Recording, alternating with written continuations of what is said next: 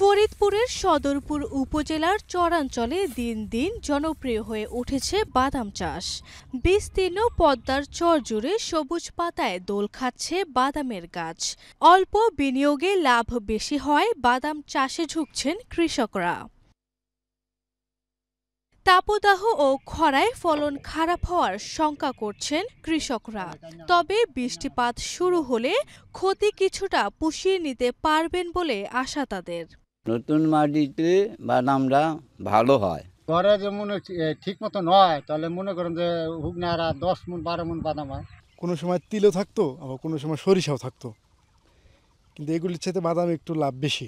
10 থেকে 12 হাজার টাকা খরচ যায়, আর উঠানে আবার 4-5 হাজার টাকা যায়। আর যদি ভালো হয় তাহলে আপনার 25-30 হাজার টাকা বিক্রি করা যায়। এদিকে সরকারি পৃষ্ঠপোষকতায় জেলার চরাঞ্চলের কৃষকদের বাদাম চাষে উদ্বুদ্ধ করা সহ সার্বিক সহায়তা ও প্রশিক্ষণের ব্যবস্থা করা গেলে বাদাম চাষে আগ্রহ বাড়বে সবার, এমনটি মনে করছেন সংশ্লিষ্টরা। চীনাবাদাম আবাদের জন্য যে ধরনের আবহাওয়া, মাটি, বাতাস, আলো পরিবেশ দরকার, সেটি কিন্তু চরাঞ্চলের জন্য খুবই উপযোগী।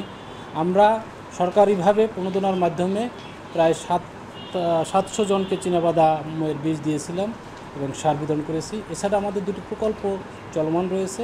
এটি হচ্ছে রাজস্ব প্রকল্পের আওতায় প্রদর্শনী স্থাপন, আর এটি হচ্ছে খাদ্য ও পুষ্টি নিরাপত্তা প্রকল্প। শুধুমাত্র সদরপুর উপজেলাতে এবছর ৩,২৮২ হেক্টর জমিতে চীনাবাদামের চাষ হয়েছে, যা গত বছরের তুলনায় ১৩০ হেক্টর বেশি।